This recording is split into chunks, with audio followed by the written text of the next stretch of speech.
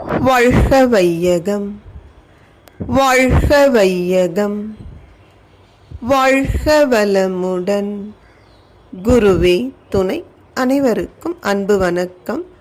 ஆசான் அருட்தந்தை வேதாத்ரி மகரிஷி அவர்களது ஞான களஞ்சிய கவிதைகள் படித்துக் கொண்டிருக்கிறோம். இன்று கவி எண் 207, முதலாளித்துவ ஆட்சி என்பது தலைப்பு. பல பிரிவாய் ஒரு நாடு பிரியும் போக்கு பக்க பலம் முதலாளித்துவ நாட்டிற்கே. கலகம் எழுந்தே யுத்தம் நடந்து வந்தால் கணக்கற்ற பொருள் அழியும், ஏழை மாள்வர். நில உலகில் முதலாளித்துவ ஆதிக்கம் நீண்டு வரும். இதற்கு இடம் நாம் கொடுக்கலாமா? பல துறையில் சீர்திருத்தம் பேசுகின்றோம். பகுத்துணர்வில் தொகுத்துணர்வை பயனாய் கொள்வோம். அருட்தந்தை எப்பொழுதுமே முதலாளித்துவ ஆட்சி முறை மனிதகுலத்திற்கு நன்மை பயக்காது என்பதில் உறுதியான எண்ணம் உடையவர்.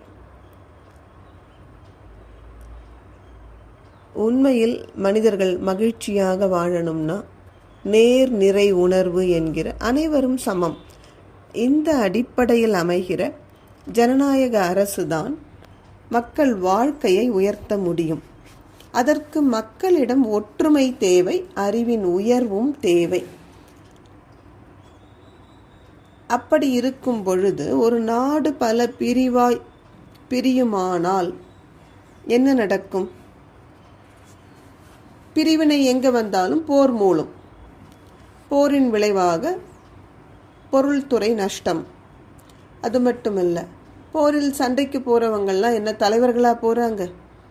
அவர்களெல்லாம் பாதுகாப்பாக இருந்து கொண்டு ஏழை மக்கள் தான் போரிடுவதற்காக செல்கிறார்கள். அப்போ அவர்களது உயிருக்கே ஆபத்து இருக்கிறது.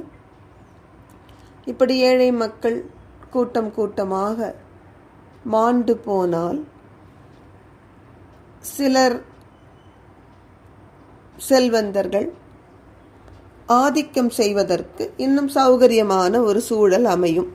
இதற்கெல்லாம் நாம் இடம் கொடுக்கலாமா என்று ஒரு கேள்வியை அருட்தந்தை வினவுகிறார். ஏன்னா நாம் தமிழர்கள் என்று சொல்கிறோம், பண்பாட்டில் உயர்ந்தவர்கள்னு சொல்கிறோம், பல துறையிலும் சீர்திருத்தம் பேசுகிறோமே. இந்த துறையில் நம் கவனத்தை செலுத்த வேண்டும். மனிதர்களை பகுத்து பிரித்து பார்ப்பதை விட தொகுத்து அனைவரும் சமம் என்கின்ற நோக்கத்தில் நாம் பார்க்க தொடங்குவோம். நன்றி. வாழ்க வளமுடன்.